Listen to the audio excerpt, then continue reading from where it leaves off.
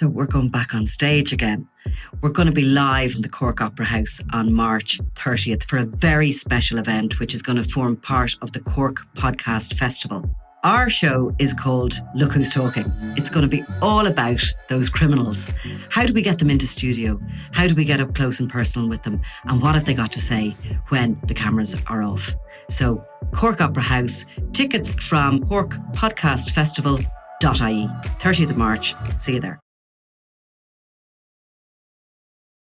I have a funny feeling that quite a number of our listeners and viewers have dodgy boxes, just from my own general. Yeah, it's become so normal, isn't it, to talk about, and it's just part of everyday. Well, I'm really jealous because I don't know certainly how to use them. Well, there is a technical side, Nicola, that I think you may hit a stumbling block at. All right, but I'm quite good with tech and gadgets and stuff like that. So, I've heard lots of stories about it. So where do you get them? Like, how do you? Well, if you look, I opened up this morning just to have a look. Yeah. If you put it in at Dodgy Box Ireland, you'll see ads straight away on buy and sell websites. 15, 20 ads for dodgy boxes, sort of in or around €70. So what you see is like it's not as secretive. You go down a lane and meet a guy and get a box. They're openly for sale. But we have seen the other side of that, which is the criminal justice side of it, I suppose, in that, in particular, there was a guy, Kieran Donovan, who he's probably, he's serving a jail sentence for it at the moment. So you see the massive amount of money he was making. I think he was ultimately, there was talk, it was 900,000. That's what he was prosecuted for, effectively for a money laundering charge. So there's a huge amount of money to be made in it. I mean, I suppose the dodgy boxes are something equivalent to cigarettes being sold. Can I just represent the minority of people who don't really know exactly what the hell is going on here? But you basically attach them to your television and you get everything for free. Yeah, you get what? It's not like this big black box. It may have been in its original guises, but now it's called a Fire Stick, and you plug it into the port at the back of your TV, and depending on the provider, a series of apps may appear on your TV when you find them, and they can have particular logos, and I can tell you a personal experience in a second. But they all of a sudden you click into that app on your TV, and the world is your oyster. So it's like, what sort of logos? Is it Netflix? Is it Disney? Well, weirdly, when I tried to use one, and it went horribly wrong. But last summer I decided I'd see what all the hype is about, and in the second we decided to get another TV in the house, and kids were giving out to me that they can't watch their favourite shows, whatever, and I had the Sky subscription already, and I just said, you know what, let's just see what's going on. So I actually went ahead and got one. And you say it's not meeting down a dark alleyway and side streets, but I had to download 2 new apps, Discord and Telegram, to communicate with this individual. I had to send money with a secret word through Revolut so that he would know it was me as the customer. So it was all, they know it's illegal. I knew it was illegal. It felt so wrong doing it when I was doing it. And then I had to chase it up after a couple of weeks. Nothing had arrived in the post. Again, you think he's just gone off with my money. But eventually, a couple of weeks later, this Fire Stick arrived into my letterbox. I plugged it in the back of the TV, and when I opened it up, the Sky logo was there. So it actually, now it didn't look the same as my normal Sky subscription TV, but it was the Sky logo app. But is that all you get on it then? Do you only get one, or do you get them all? Well, no, that's just the logo for his app that he's created. Okay. And once you go in there, you literally search for whatever you want, whether it's TV shows that you don't get here or sports events, anything and everything live, everything is there at your fingertips. You wouldn't be afraid there was anything dodgy on it, no? As in? I don't know. Well, there's adult content, if that's what you're talking about. Yeah. And there's other video links definitely further down, but I'm talking thousands of channels here. Right. But once you scroll down and you start playing something, it glitches all the time. It was screens were going black, completely black. It's extremely frustrating. It's extremely stressful. It's not even my tech-savvy teenagers were like, they couldn't figure it out at all. And after a couple of weeks, I sent a text saying, look, this isn't working out. Did I get a bad Fire Stick or an old one? And he just went to ground. And so it lasted 4 weeks for me last summer. It was horrific. It you were done. €129 gone. I'll never see that again. Well, I have actually only ever heard positive stories from people about them. Yeah, but there are have you seen this? And I go, no, because I don't have a subscription for that. And I don't want any more bloody subscriptions because I have so many. But people who have them seem to be able to watch anything on any of the service providers. But like even last week, we were going over to a friend's house to watch the Ireland-England rugby match. And literally as we arrived into the house, our family arrived into their family. There was another family coming. So it was a big gathering. But 2 minutes before it was due to kick off, it went dead. The screen went dead. And there was wild panic. There was like, all of us were trying to mirror our various legitimate subscriptions from our phones to their TV. It wouldn't accept. There was 14 people in this house all trying to watch the match. And about 5 minutes after the match had started, the signal eventually came back. And in that person's house, on his, not WhatsApp group, but another app, that group had lit up because everyone who had that company's Fire Stick all had the same problem. It was kind of across the whole group. Because they have security measures, like they you have to reinitialize it constantly. Like that is the way it is. It's not as simple as you just get in once and then it's an uninterrupted. But if it does work and you can manage to get through all that, you're essentially getting all the streaming services for £170 payment. Is that it? And can you put it on a television? Like, where does that leave your... No, there's a yearly payment as well, isn't there? Oh yeah, absolutely. Yeah. And then the following year you'd be paying the same amount, I assume, for the same service to keep it up. But it's still 50 or 70 quid as opposed to... It was 129 was the one that I had paid for. 129? Yeah. 129 for what? You'd be paying that a month in some of the services? Well, if you wanted to get all of the big ones, of course, easily. You could pay that a month easily if you wanted all the big ones, absolutely. So that's where the value, the risk maybe, the risk and reward thing comes for a lot of people. But like it is funny. Like my parents in their 70s, they know some people in their own age who have it as well. And I just find it remarkable. You're ratting there now. My your parents' friends. Yeah. Well, he's not naming anyone, is he? No, I have. No, I won't. No. But it does feel like a kind of one of those things that, it doesn't feel like there's any victims there. No, but I mean, it's the same as any type of, that's an argument that could be made from any type of criminality. Yeah.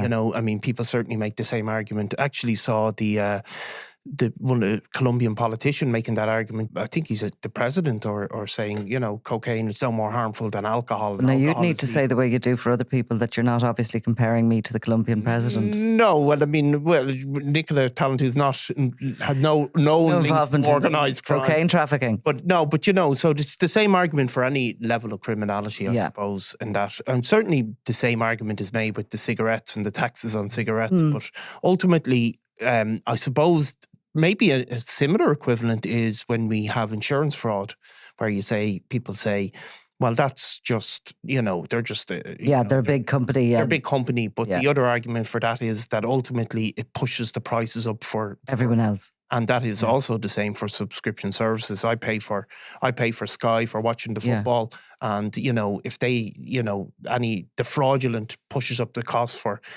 good, honest, hard-working people like myself. And the Sky situation, like I have Sky as well, but you have to pay for each TV.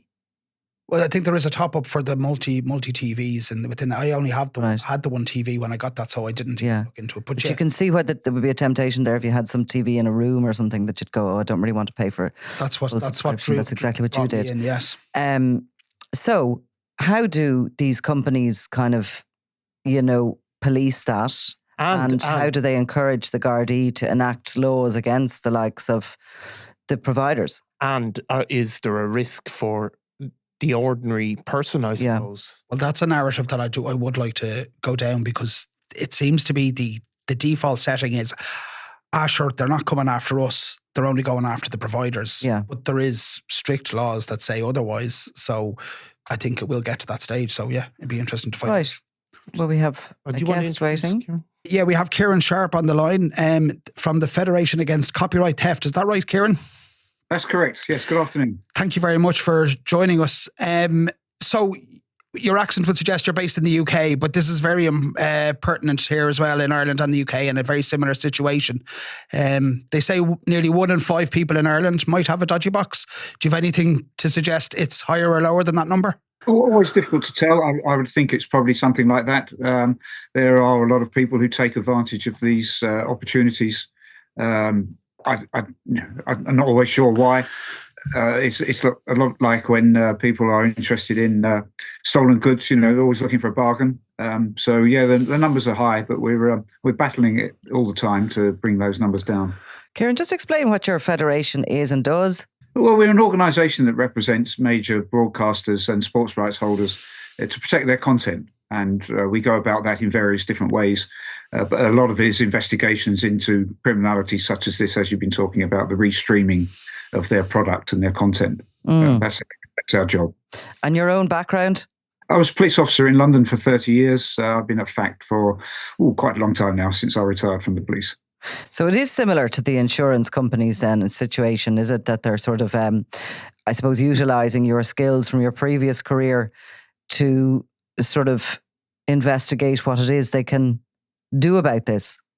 Yeah, that's right. I have a team of people who have similar backgrounds to myself and others who are very clever on working the internet and all the things that are on it. And we investigate as we would do in a police environment, investigating crime. And we look to see what we can then do with that once we've got the evidence. We use the police and other law enforcement agencies where we can to help take down the problem. And Kieran, is there a mastermind or a group of masterminds, I suppose, behind this? Because there has to be an organisation at some level. It is quite a technical thing to be able to do. There's not one single mastermind, no. There's lots of different people who use it. There are some organised crime gangs involved in this as well, particularly at the higher levels of it, because you tend to get this running down in levels where you have a seller and then a reseller, and they set up their own little networks of selling the boxes and the content to consumers. So, but it's not just one mastermind, but there is serious money being made, and there are some serious criminals on many parts behind this. And can you identify for us a little bit more what sort of criminal organisations have kind of jumped in on this? Are they involved in other sort of criminality, or are they existing purely to make the money from this? Well, that varies quite a lot. A lot of the ones we see are operating at a level where they are just probably working 2 or 3 people who have their own, if you like, criminal conspiracy to set up an opportunity to sell this content to consumers. That's generally the ones we're seeing. We have had some larger investigations in the past which have looked at organised crime gangs from Eastern Europe and other parts of the world, because it's an international problem. But in general, the ones we see, the ones that we're working on, the ones we're taking down on a regular basis, they tend to be 2 or 3 people working together. So organised crime, but we're not talking mafia type elements here. And so do you investigate from a sort of, with your background in policing, are you identifying these people? Are you working with the police, and are you working with the Gardaí? Are you furnishing them with information? Or how does your job kind of day to day work? Well, yes. So we get our information from all sorts of sources, and much of it is where we work on it ourselves through our investigations on the net. But we also get a lot from Crime Stoppers. So we're partnered with Crime Stoppers. And as you mentioned earlier about saying that people get fed up when they're paying for the legitimate products and see others who aren't, that they do dob them in to Crime Stoppers. And we get a lot of that information as well there, which we follow up on. So we have numerous sources where we can build a picture. And then in each case, we build an evidential package, which we will eventually take to law enforcement. And hopefully something will be done about it then. And it usually is. So you're doing their work for them? Well, we are. But you see, this isn't... with police forces are stretched everywhere. They're stretched with crimes that the ones that you see on a day-to-day basis. In many ways, this is quite hidden because it's not apparent until you bring it to somebody's notice. But with the amount of proceeds of crime that need to be looked at, with the amount of money being made, with the criminality, with the cost to the industry. When you put all those together and you provide an evidential package, then the police will act on it because they can see the serious problems. Kieran, do you think you'll ever go after the user as opposed to the provider?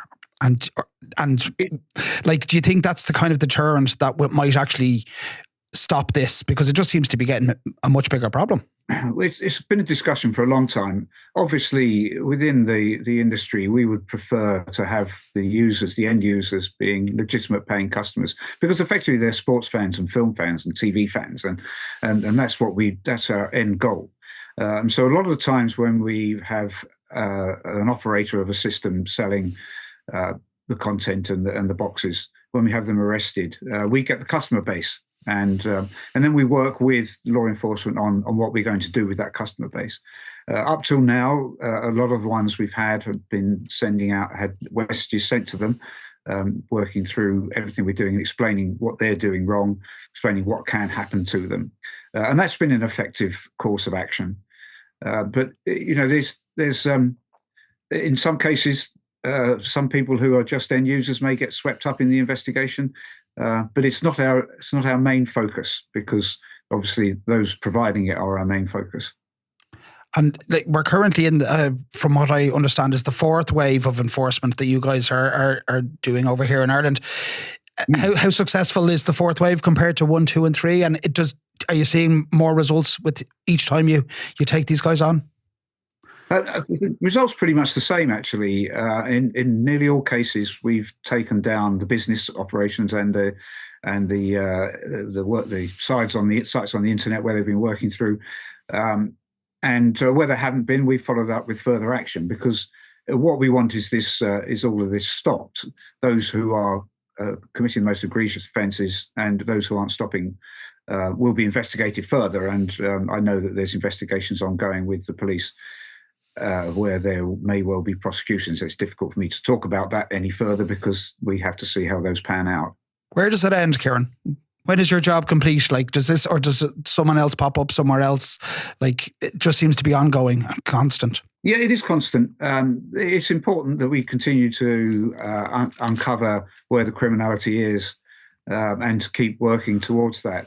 I don't think it's something that will ever go away. The more the technology improves and the more content we're provided with by the legitimate providers, and the ability for us to be able to watch it where we want, when we want, on devices outside the home and so on, that all gives further opportunities to criminals. So I suspect that there will always be a problem. Our job is to try and keep that to the absolute minimum, because the industry is suffering, as you can imagine. And what, obviously, Kieran, then there is an argument, and we've discussed it in part, that this is a victimless crime.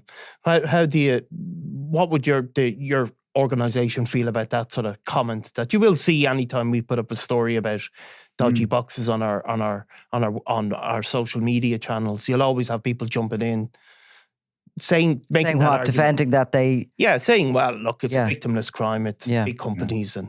Exactly. Yes, but that's been levelled at every type of fraud. The people see it as a victimless crime. Some, I think, there's a lot of people who know that it isn't.